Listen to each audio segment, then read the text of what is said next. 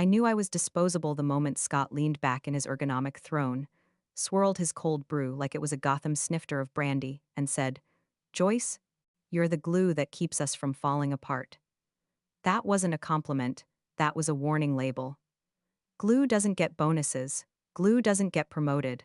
Glue gets stepped on when the parade starts. It was 9:43 p.m. My heels were under my desk. My hair was in a claw clip. The warehouse in Tacoma had botched an outbound again. 3 pallets of military-grade ball bearings were routed to Florida. Nobody in Florida needs ball bearings unless they're building a cannonball roller coaster for retirees.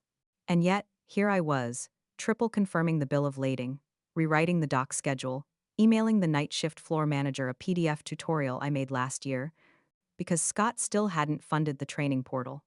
Unnecessary overhead, he'd called it.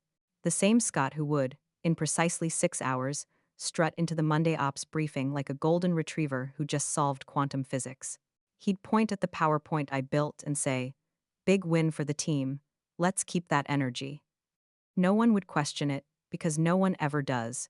Not the CEO, not the board, and sure as hell not HR. They just smile and nod while Scott's ego bloats like a microwave burrito. It's funny how quiet the office gets at night. The kind of quiet that lets you hear your own exhaustion humming in your bones.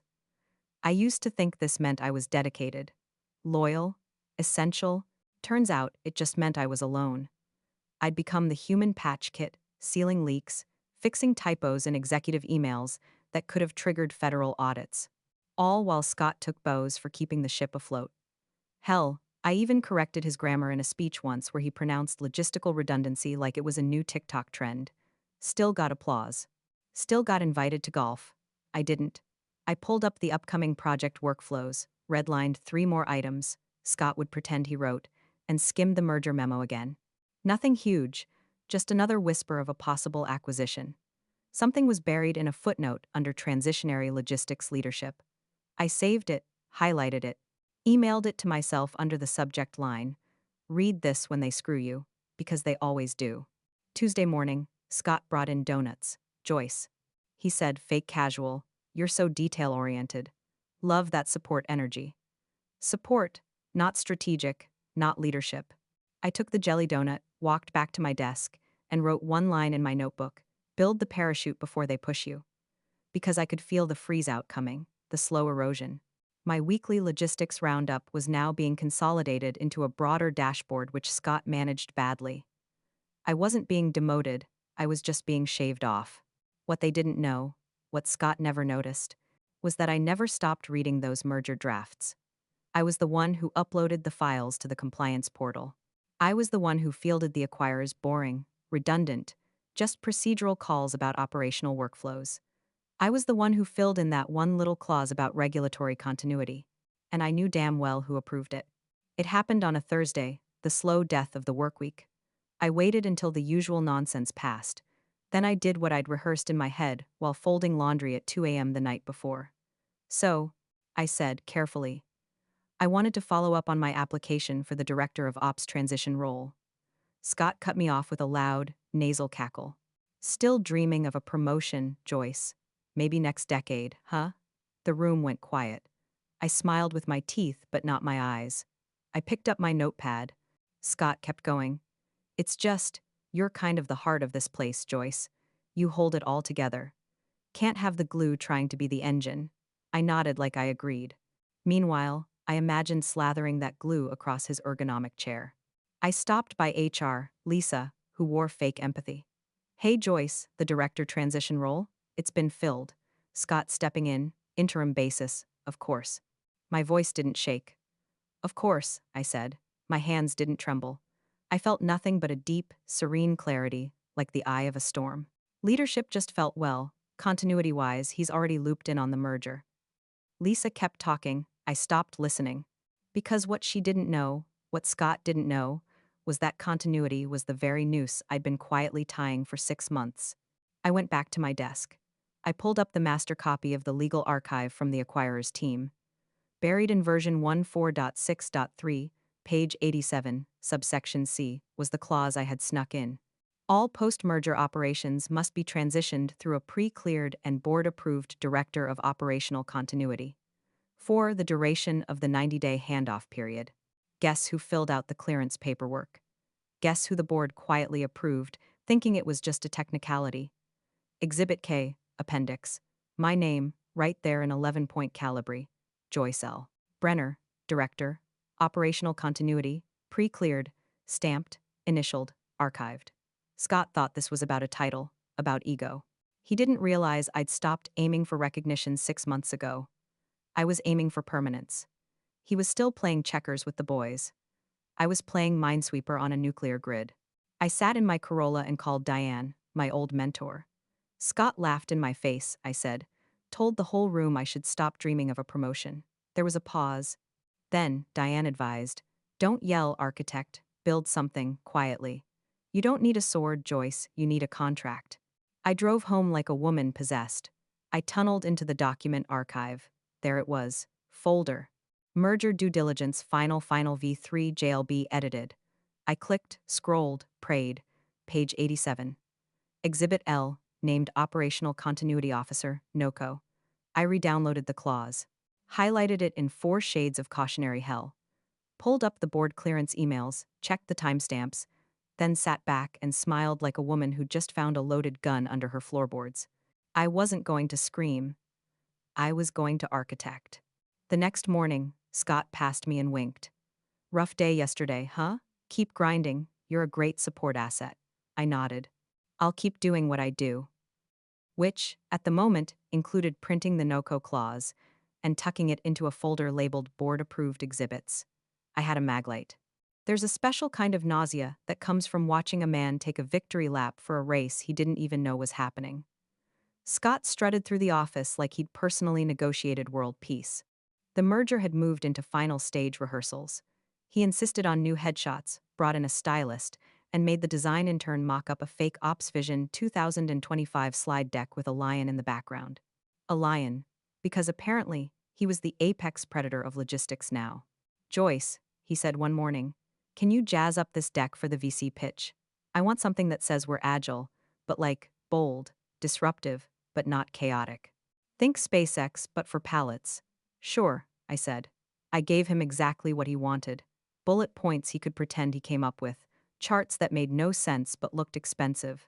I needed his spotlight burning at full power. I needed a shadow big enough to hide behind. While he polished his big boy voice, I focused on the back end. The real guts of the operation. Compliance sign-offs, exhibit routing, and legal binders thicker than a Vegas buffet menu. That's where the truth lives.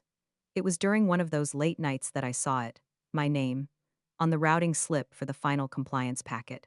Just initials next to a pre-clearance box on Exhibit K, Operational Continuity and Post-Merger Validation. JLB. Scott's name? Nowhere. He'd been too busy managing his personal brand to notice that the acquirer's legal team had requested documentation from me. The morning of the investor rehearsal, he winked at me. Big day, he said. Let's make him believe I invented supply chains. I nodded. You'll do great. He walked off adjusting his collar, not realizing he was dressed for his own undoing. It came buried under 6 other emails. Subject line was simple. Continuity Touchpoint Ops Transition. Sent from the legal domain. Joyce, can you join for a quick verification ahead of next week's sign-off? Informal. Shouldn't take more than 10. No mention of Scott, no calendar invite. I clicked join exactly 1 minute early.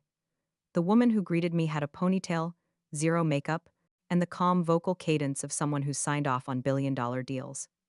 Still good to proceed as the board-cleared continuity designee, she asked. I nodded. Yes, I've reviewed the materials. My clearance stands, I'm available. That was it. The call ended at 11:13 a.m.